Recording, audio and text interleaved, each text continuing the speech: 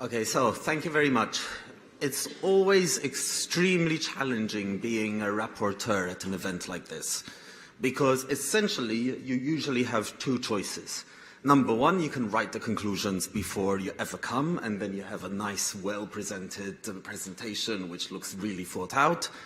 Or secondly, you can repeat to people what they've been hearing for the last 2 days and count the number of yawns you get per minute for the next 15 minutes while you speak. I didn't really want to do either of those things. So in trying to figure out how to report from the conference, I decided to try something a little different. And in a conference on education, I decided that if my clicker ever works, yes, to just talk about what I learned and the ideas I learned from listening to these various speakers at the conference. And hopefully to start a discussion with the rest of you, both in the coffee break, both afterwards, about what you learned, and hopefully we can do some of that famous remixing and resharing ideas and so on. Before I got to all of that, it is my duty to tell you, you will have a proper conference report.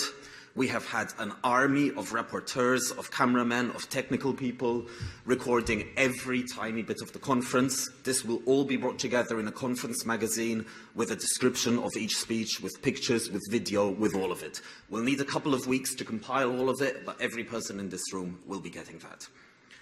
I've decided to try and figure out what I learned about the theme of the conference, about what is the state of digital education. And we actually had 6 themes of this conference, the first of which was openness and equity.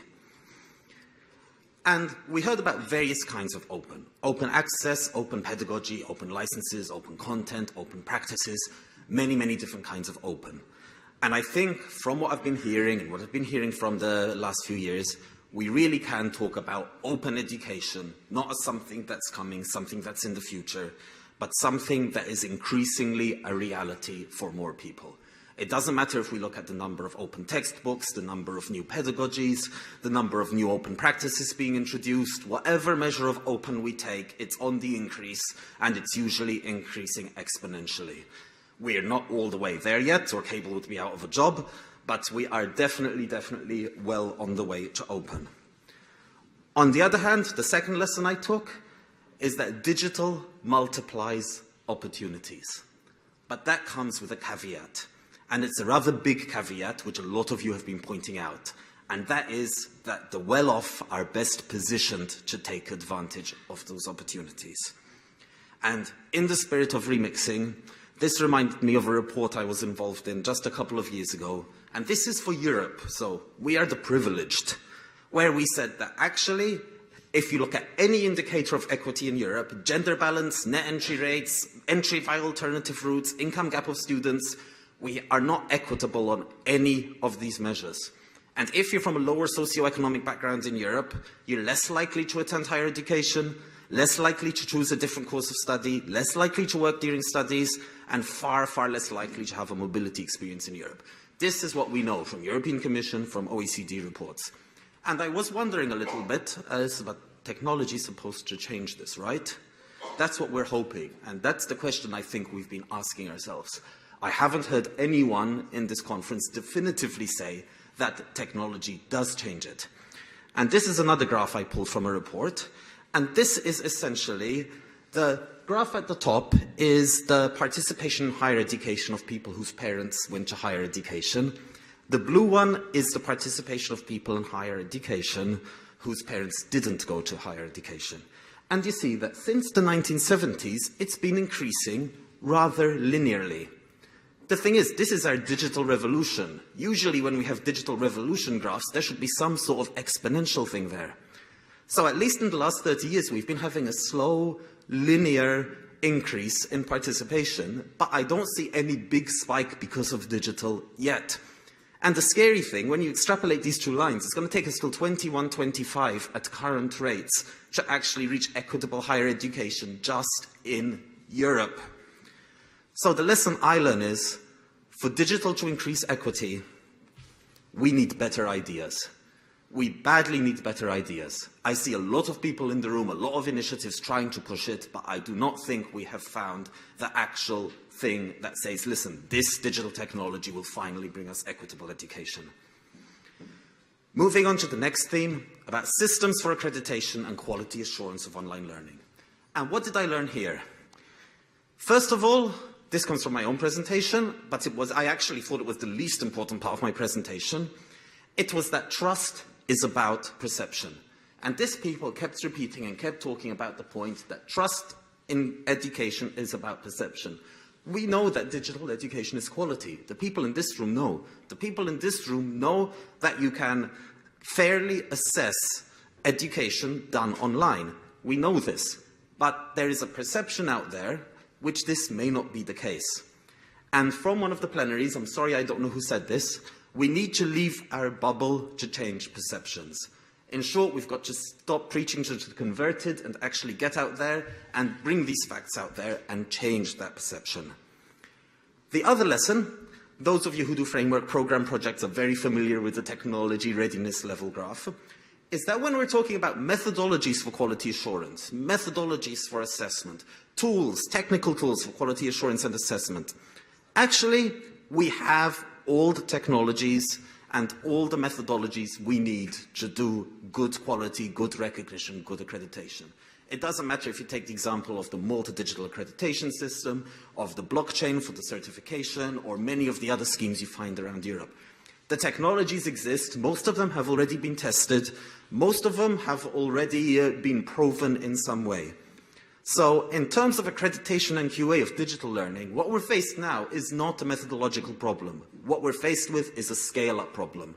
A problem of how do we change the regulation to actually adopt these.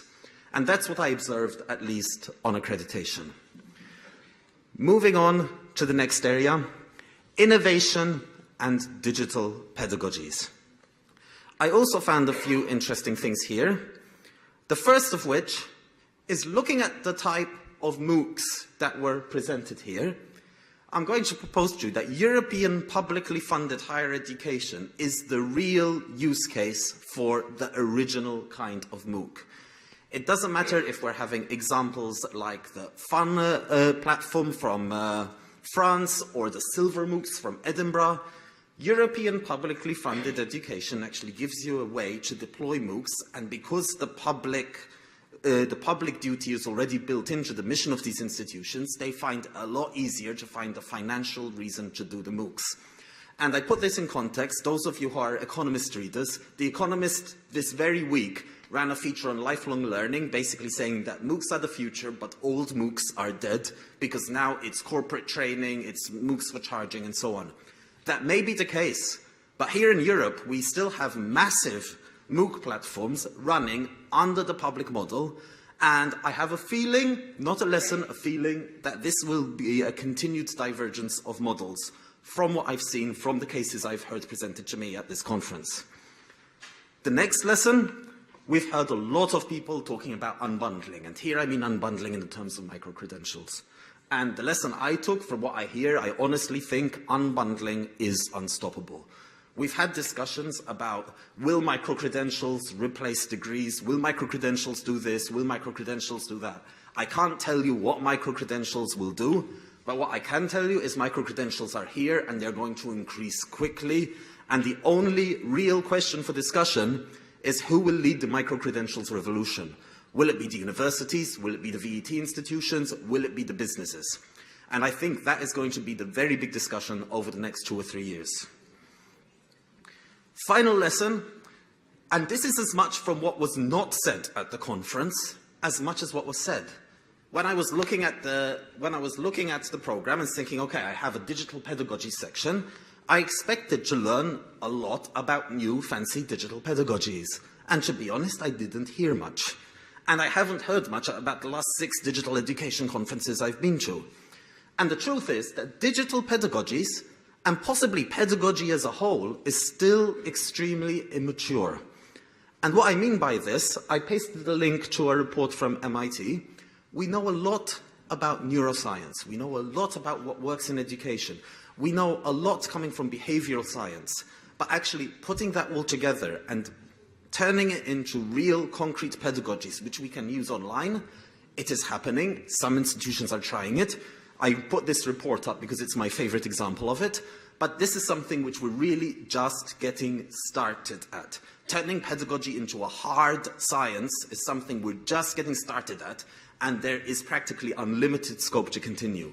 So if I were to create a technology readiness scale again for pedagogy, I'd say this is somewhere where the state of digital education is that we're still at our infancy and have a long, long, long way to grow.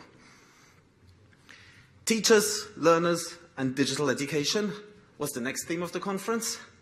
And simply enough, there's a massive digital divide within our own institutions.